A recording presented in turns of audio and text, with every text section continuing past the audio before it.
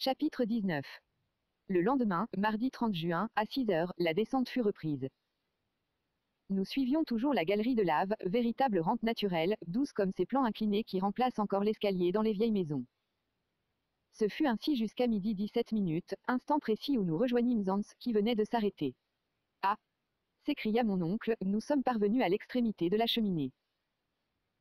Je regardais autour de moi, nous étions au centre d'un carrefour, auquel deux routes venaient aboutir, toutes deux sombres et étroites. Laquelle convenait-il de prendre? Il y avait là une difficulté.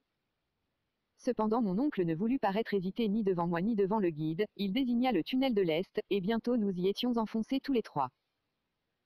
D'ailleurs toute hésitation devant ce double chemin se serait prolongée indéfiniment, car nul indice ne pouvait déterminer le choix de l'un ou de l'autre, il fallait s'en remettre absolument au hasard. La pente de cette nouvelle galerie était peu sensible, et sa section fort inégale. Parfois une succession d'arceaux se déroulait devant nos pas comme les contre-nefs d'une cathédrale gothique. Les artistes du Moyen-Âge auraient pu étudier là toutes les formes de cette architecture religieuse qui a l'ogive pour générateur. Un mille plus loin, notre tête se courbait sous les cintres surbaissés du style roman, et de gros piliers engagés dans le massif pliaient sous la retombée des voûtes. À de certains endroits, cette disposition faisait place à de basses substructions qui ressemblaient aux ouvrages des castors, et nous nous glissions en rampant à travers d'étroits boyaux. La chaleur se maintenait à un degré supportable. Involontairement je songeais à son intensité, quand les laves vomies par le Sneffels se précipitaient par cette route si tranquille aujourd'hui. Je m'imaginais les torrents de feu brisés aux angles de la galerie et l'accumulation des vapeurs surchauffées dans cet étroit milieu. Pourvu, pensais-je, que le vieux volcan ne vienne pas à se reprendre d'une fantaisie tardive. Ces réflexions, je ne les communiquai point à l'oncle Lidenbrock, il ne les eût pas comprises. Son unique pensée était d'aller en avant. Il marchait, il glissait, il dégringolait même, avec une conviction qu'après tout il valait mieux admirer.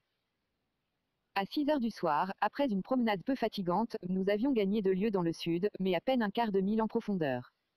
Mon oncle donna le signal du repos. On mangea sans trop causer, et l'on s'endormit sans trop réfléchir. Nos dispositions pour la nuit étaient fort simples, une couverture de voyage dans laquelle on se roulait, composait toute la literie. Nous n'avions à redouter ni froid, ni visite importune. Les voyageurs qui s'enfoncent au milieu des déserts de l'Afrique, au sein des forêts du Nouveau Monde, sont forcés de se veiller les uns les autres pendant les heures du sommeil. Mais ici, solitude absolue et sécurité complète. Sauvages ou bêtes féroces, aucune de ces races malfaisantes n'était à craindre. On se réveilla le lendemain frais et dispos. La route fut reprise. Nous suivions un chemin de lave comme la veille. Impossible de reconnaître la nature des terrains qu'il traversait. Le tunnel, au lieu de s'enfoncer dans les entrailles du globe, tendait à devenir absolument horizontal. Je crus remarquer même qu'il remontait vers la surface de la Terre. Cette disposition devint si manifeste vers 10 heures du matin, et par suite si fatigante, que je fus forcé de modérer notre marche. « Eh bien, Axel » dit impatiemment le professeur. « Eh bien, je n'en peux plus, répondis-je. Quoi ? Après 3 heures de promenade sur une route si facile. Facile, je ne dis pas non, mais fatigante à coup sûr. Comment? Quand nous n'avons qu'à descendre. À monter, ne vous en déplaise. À monter. Fit mon oncle en haussant les épaules. Sans doute. Depuis une demi-heure, les pentes se sont modifiées, et à les suivre ainsi, nous reviendrons certainement à la terre d'Islande. Le professeur remua la tête en homme qui ne veut pas être convaincu. J'essayai de reprendre la conversation. Il ne me répondit pas et donna le signal du départ. Je vis bien que son silence n'était que de la mauvaise humeur concentrée. Cependant j'avais repris mon fardeau avec courage, et je suivais rapidement Hans que précédait mon oncle. Je tenais à ne pas être distancé, ma grande préoccupation était de ne point perdre mes compagnons de vue. Je frémissais à la pensée de m'égarer dans les profondeurs de ce labyrinthe. D'ailleurs, la route ascendante devenait plus pénible, je m'en consolais en songeant qu'elle me rapprochait de la surface de la Terre. C'était un espoir. Chaque pas le confirmait, et je me réjouissais à cette idée de revoir ma petite Graüben. À midi un changement d'aspect se produisit dans les parois de la galerie. Je m'en aperçus à l'affaiblissement de la lumière électrique réfléchie par les murailles. Au revêtement de lave succédait la roche vive, le massif se composait de couches inclinées et souvent disposées verticalement.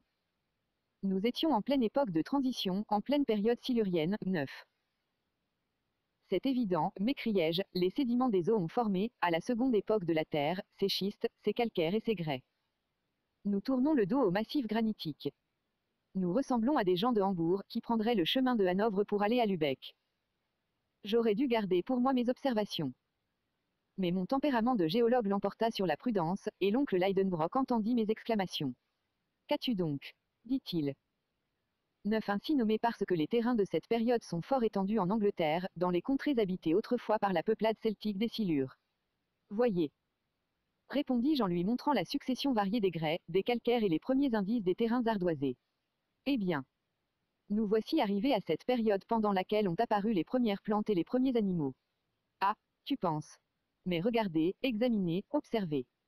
Je forçai le professeur à promener sa lampe sur les parois de la galerie. Je m'attendais à quelque exclamation de sa part. Mais, loin de là, il ne dit pas un mot, et continua sa route. M'avait-il compris ou non? Ne voulait-il pas convenir par amour-propre d'oncle et de savant, qu'il s'était trompé en choisissant le tunnel de l'Est, ou tenait-il à reconnaître ce passage jusqu'à son extrémité? Il était évident que nous avions quitté la route des laves, et que ce chemin ne pouvait conduire au foyer du Sneffel.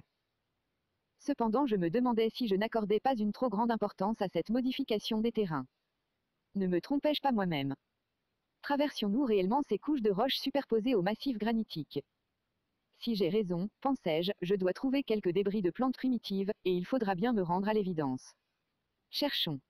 Je n'avais pas fait 100 pas que des preuves incontestables s'offrirent à mes yeux. Cela devait être, car, à l'époque silurienne, les mers renfermaient plus de 1500 espèces végétales ou animales. Mes pieds, habitués au sol dur des laves, foulèrent tout à coup une poussière faite de débris de plantes et de coquilles.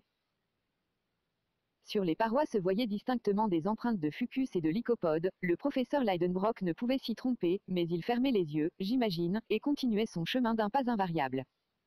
C'était de l'entêtement poussé hors de toute limite. Je n'y tins plus. Je ramassai une coquille parfaitement conservée, qui avait appartenu à un animal à peu près semblable au cloporte actuel, puis, je rejoignis mon oncle et je lui dis. Voyez. Eh bien, répondit-il tranquillement, c'est la coquille d'un crustacé de l'ordre disparu des trilobites. Pas autre chose. Mais n'en concluez-vous pas? Ce que tu conclus toi-même. Si. Parfaitement. Nous avons abandonné la couche de granit et la route des laves. Il est possible que je me sois trompé, mais je ne serai certain de mon erreur qu'au moment où j'aurai atteint l'extrémité de cette galerie. Vous avez raison d'agir ainsi, mon oncle, et je vous approuverai fort si nous n'avions à craindre un danger de plus en plus menaçant. Et lequel? Le manque d'eau. Eh bien. Nous nous rationnerons, Axel.